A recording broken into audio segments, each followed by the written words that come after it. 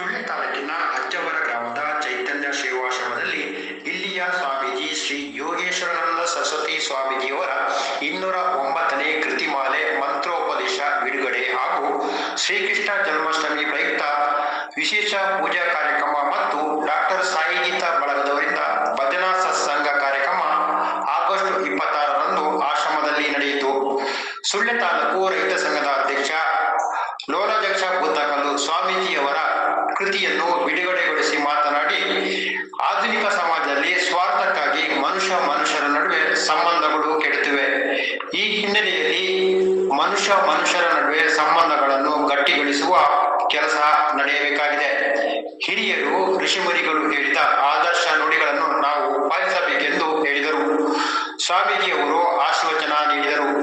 ಸುಳ್ಯ ಉದ್ಯಾನವನ ಆಸ್ಪತ್ರೆಯ ವೈದ್ಯಾಧಿಕಾರಿ ಡಾಕ್ಟರ್ ಸಾಯಿ ಗೀತಾ ಮುಖ್ಯ ಅತಿಥಿಯಾಗಿ ಭಾಗವಹಿಸಿದರು. ಸುಳ್ಯ ಕೆವಿಜಿ ಆಯುರ್ವೇದಿಕ್ ಮೆಡಿಕಲ್ ಕಾಲೇಜಿನ ಪ್ರೊಫೆಸರ್ ಡಾಕ್ಟರ್ ಹರ್ಷವರ್ಧನ ಸಭಾ ಕಾರ್ಯಕ್ರಮದ ಅಧ್ಯಕ್ಷತೆ ವಹಿಸಿ ಮಾತನಾಡಿದರು. ಆಶ್ರಮದ ಟ್ರಸ್ಟಿ ಪ್ರಣವಿ ಹಾಗೂ ಇತರರು ಉಪಸ್ಥಿತರಿದ್ದರು.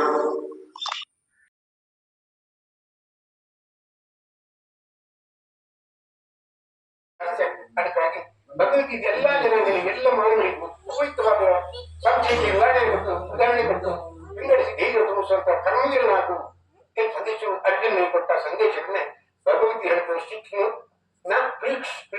ಶ್ರೀಕೃಷ್ಣನ ಮೂಲಕ ಅದನ್ನು ಜನರಿಗೆ ತಿಳಿಯಪಡಿಸಿದ್ದಾರೆ. ಯಾರು? ವ್ಯಾಸ ಮಹರ್ಷಿಗಳು. ಅಲ್ಲಿ ಧರ್ಮ ಅಂದ್ರೆ ನ್ಯಾಯ ಅಂದ್ರೇನು, ನೀತಿಯನ್ನು ಕರ್ತವ್ಯ ಅಂದ್ರೇನು, ಜ್ಞಾನ ಅಂದ್ರೇನು, ಜಪ ಅಂದ್ರೇನು, ಹೇಗೆ ಈ ಬಗ್ಗೆ ನಾವು ಒಂದೊಂದು ವಿಚಾರ ಪುಸ್ತಕ ಬರೀತಾ ಇದ್ದೇವೆ. ಒಂದು ಕರ್ಮವೀರನಾಗು, ಶ್ರದ್ಧಾ ಹೇಗಿರಬೇಕು, ಭಕ್ತಿ ಹೇಗಿರಬೇಕು ವಿಚಾರವಾಗಿ ಆತ್ಮೀಯ ಸಂಕ್ಷಿಪ್ತವಾಗಿ ಹೇಳಿದ್ರೆ, ಇವತ್ತು ಶ್ರೀಕೃಷ್ಣ ಜನ್ಮಾಷ್ಟಮಿ. ಶ್ರೀಕೃಷ್ಣ ಒಂದೇ ಜಗನ್ಮಾತರಂ. ಅವನು ಜಗತ್ತಿನ ತಂದೆಯೋ ತಾಯಿಯುವುದು. ಅವನು ಮಹಜ್ಯೋನಿ. ಈ ಜಗತ್ತಿಗೆ ಅವನು ಮೂಲಾಧಾರ. ಆಕಾಶ ತತ್ವವನ್ನು ಪುರುಷರು ಹೊರತಾರೆ, ಭೂಮಿ ತತ್ವವನ್ನು ಸ್ತ್ರೀ ಹೊರತಾರೆ. ಇದರ ಆದರ್ಶ ದಂಪತಿಗಳನ್ನು ಜೋಡಿಸುವ ಬದಲಿ ಶಿವಮಾರಕರು ದಂಪತಿಗಳು ರಾಧಾಕೃಷ್ಣ ಸೀತಾರಾಮ ಆದರ್ಶ ದಂಪತಿಗಳಾಗಿದ್ದರು. ಅವರು ಕೂಡ ಆ ತತ್ವವನ್ನು ಜನರಿಗೆ ಸಾಮಾನ್ಯರಿಗೆ ಮುಟ್ಟಿಸದ ಪ್ರತಿಯೊಂದು ಮನೆ ಕೂಡ ಹಾಳಾಗ್ತದೆ.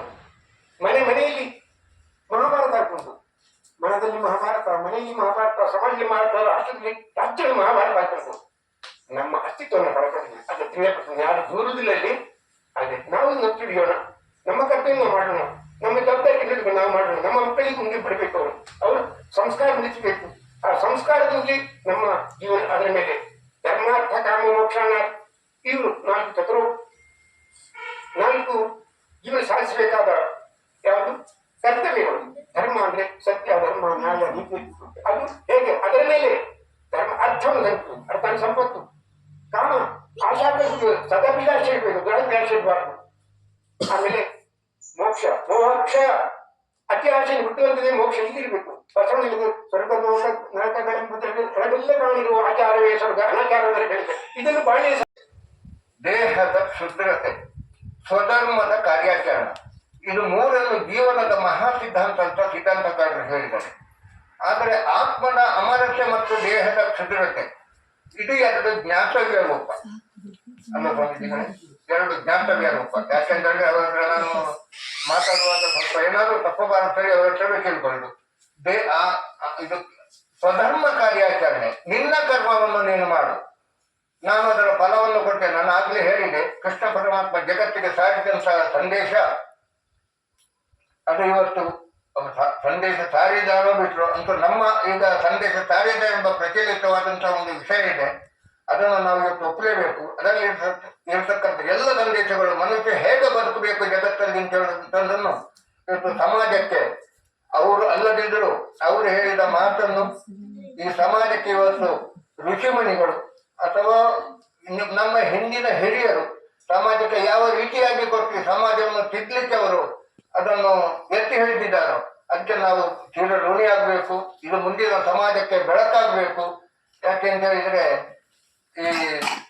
ಈಗಿನ ನಾನು ಆಗ ಹೇಳಿದಾಗ ಈಗಿನ ಸಮಾಜದ ಪರಿವರ್ತನೆ, ಸಮಾಜದಲ್ಲಿ ಇರ್ತಕ್ಕಂಥ ಬಾಂಧವ್ಯ, ಸಹೋದರತ್ವ, ಸಹೋದರ ಸಹೋದರಿ ಇಬ್ಬರ ಬಂಧನ ಸಂಬಂಧಗಳು ಮತ್ತು ಮನುಷ್ಯನೊಳಗಿನ ಸಂಬಂಧಗಳು ಇದೆಲ್ಲ ಕೆಟ್ಟು ಹೋಗುತ್ತಂತಹ ಸಂದರ್ಭದಲ್ಲಿ ಅದೇ ಸಮಯದಲ್ಲಿ ಕೃಷ್ಣ ಹೇಳಿದಾಗೆ ನಾನು ಯಾವಾಗ ಈ ಜಗತ್ತಿನಲ್ಲಿ ಅಧರ್ಮ ಸೃಷ್ಟಿಯಾಗ್ತದೋ ಅಧರ್ಮದಿಂದ ಮರೀತಾರೋ ಆಗ ನಾನು ಈಗ ಅದನ್ನು ನಿರ್ನಾಮ ಮಾಡಲಿಕ್ಕೆ ನಾನು ಹೌದು ನಾನು ಬರ್ತೇನೆ ಈ ಲೋಕಕ್ಕೆ ಅಂತ ಹೇಳಿದ್ದಾನೆ.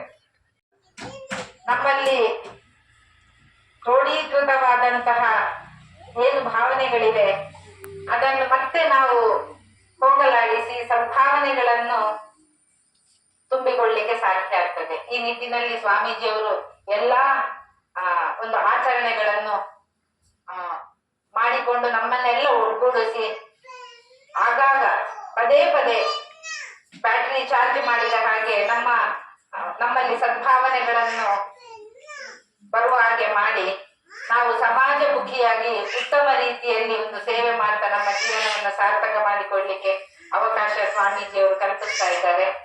ಈ ಶುಭ ಸಂದರ್ಭದಲ್ಲಿ ಶ್ರೀಕೃಷ್ಣ ಪರಮಾತ್ಮನ ಒಂದು ಜೀವನ ವೃತ್ತಾಂತವನ್ನು ಮತ್ತೆ ನಾವು ಮನನ ಮಾಡಿಕೊಂಡು ಅವನನ್ನು ಸ್ಮರಿಸಿಕೊಂಡು ನಮ್ಮ ಜೀವನವನ್ನು ಉತ್ತಮ ರೀತಿಯಲ್ಲಿ ಸಾಗಿಸುವಲ್ಲಿ ನಾವು ಪಣ ತೊಡುವ.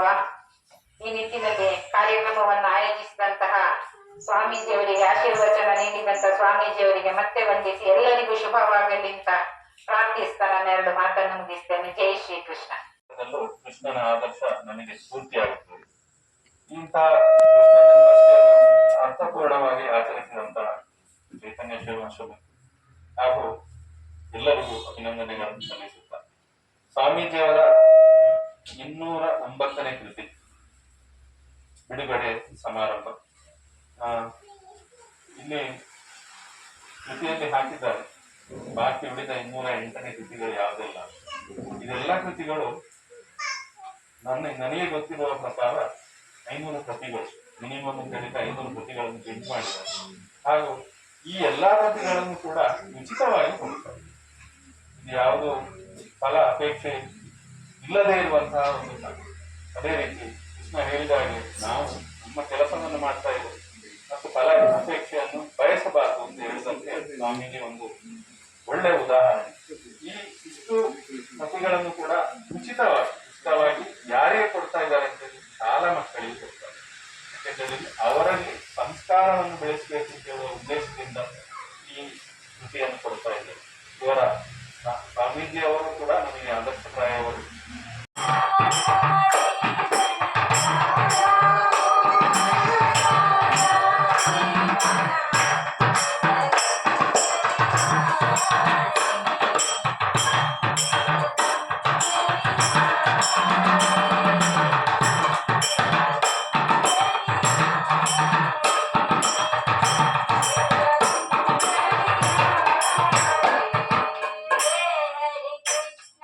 Hare Krishna,